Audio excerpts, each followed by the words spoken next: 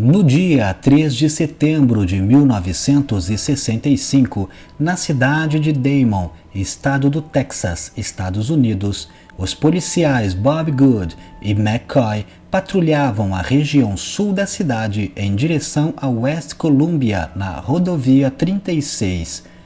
Bob, que costumava fazer a patrulha sozinho, teve a companhia de McCoy naquela noite, porque naquele mesmo dia, mais cedo, Bob havia sido mordido no dedo por um filhote de crocodilo. Por mais que o machucado tivesse sido leve, havia o medo de que pudesse piorar e atrapalhar Bob na direção.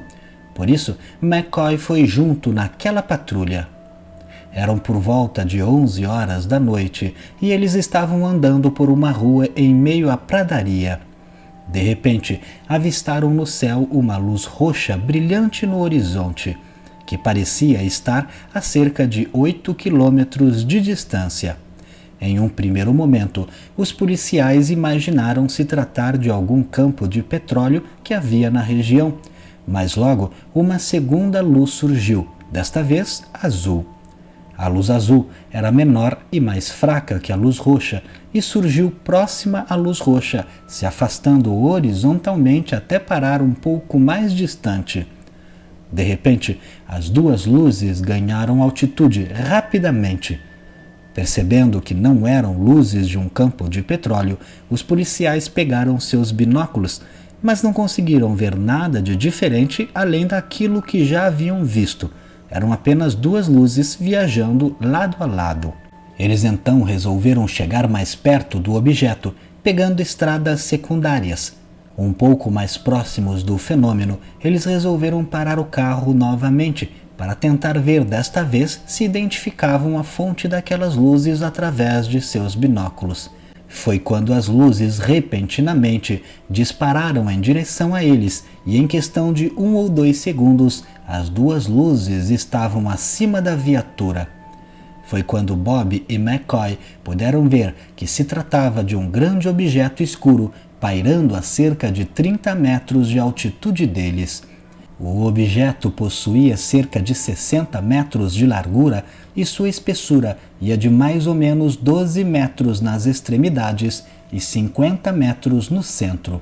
Seu formato era triangular, mas não de um triângulo deitado como são normalmente descritos os OVNIs triangulares, mas sim de um triângulo em pé, com a ponta superior do triângulo voltada para cima. Nas duas extremidades estavam as luzes, a roxa em uma ponta e a azul em outra. A luz roxa era tão forte que iluminava toda a área em torno da viatura. A grama do terreno em torno da estrada não estava sendo perturbada, o que indicava que aquela nave não era movida por propulsores convencionais, pois propulsores de qualquer objeto voador humano, seja aviões ou helicópteros, produzem vento que iriam movimentar o gramado existente ali. Bob, que estava com o braço parcialmente para fora do veículo, através da janela, conta que sentiu um calor intenso em seu braço. Após alguns segundos em que a nave pairou em cima da viatura, os dois policiais assustados fugiram do local.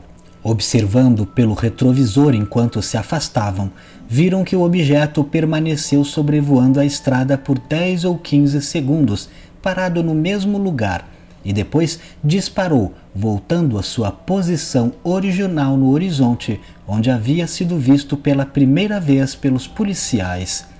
Após mais alguns segundos naquela posição, o objeto disparou novamente, mas desta vez desaparecendo no céu. Chegando na delegacia, os dois policiais precisaram de algum tempo para se acalmarem. Depois de passado o susto, Bob e McCoy voltaram à patrulha e resolveram dirigir por outra estrada onde não viram nada de anormal.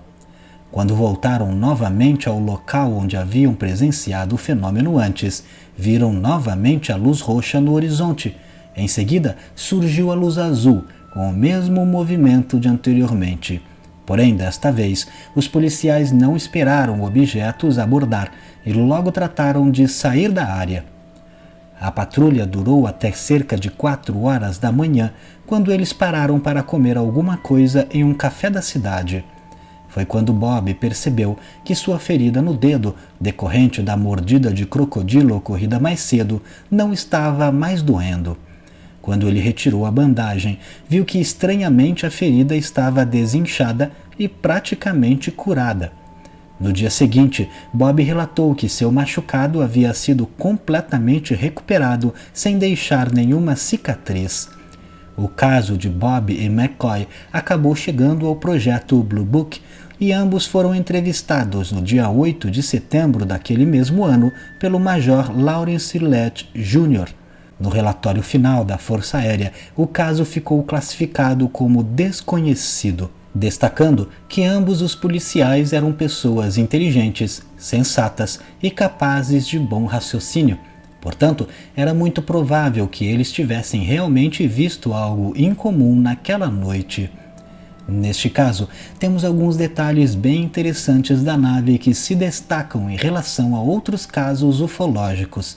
Primeiro, o fato do objeto ser escuro, sem nenhum detalhe visível, pois na maioria dos casos em que as testemunhas têm a oportunidade de ver a nave tão de perto, é possível ver alguns detalhes, como cúpula, janelas ou o material que a nave parece ser feita.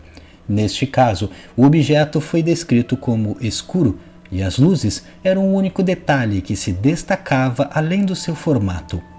A nave também era gigantesca, possuía 60 metros de largura. Para se ter noção, o monumento do Cristo Redentor no Rio de Janeiro possui 30 metros, sem contar o pedestal. Então, a nave teria o tamanho de 2 monumentos do Cristo Redentor, sem o pedestal, deitados um de cabeça para o outro. Devido a este tamanho colossal, é razoável se imaginar que tratava-se provavelmente de uma nave-mãe. Mas o que mais deixa perguntas é o porquê a nave iria se aproximar do veículo. Talvez uma tentativa de abdução que falhou porque os policiais rapidamente fugiram do local? Ou quem sabe, a nave estava apenas querendo afastar e assustar as testemunhas devido a alguma coisa que havia no local. Ou quem sabe ainda, a nave apenas se aproximou na intenção de estudar a viatura por pura curiosidade. Não temos como saber ao certo, mas a ideia de que talvez eles quisessem simplesmente afastar os policiais do local é válida. Talvez, considerando que a nave era alienígena, os seres poderiam estar fazendo algum tipo de operação na área e não queriam curiosos. Ou ainda, podemos imaginar que poderia haver uma base ali, e da mesma forma, a nave teria a intenção de manter as pessoas longe. Casos envolvendo a autoridade são sempre mais confiáveis, pois no momento em que um policial, por exemplo, resolve relatar algo assim, isso fica registrado, e ele pode acabar prejudicando a sua carreira. Por isso, quando um policial, militar ou pesquisador que trabalhe para o governo se manifesta, isto acaba tendo um peso muito grande. Pois, o que levaria alguém a arriscar sua carreira por uma mentira? Para sustentar ainda mais o relato deles, nesta mesma noite ocorreu o caso Exeter, caso este que você pode assistir aqui mesmo no canal Área 51 clicando no link que deixarei na descrição do vídeo. Seria possível que tratava-se do mesmo objeto viajando os Estados Unidos e sendo relatado por pessoas diferentes na mesma noite? Mas e você? O que acha? Não deixe de comentar. Se gostou, clique em gostei. Não esqueça de se inscrever no canal, vire membro se puder clicando em Seja Membro e me siga lá no Instagram.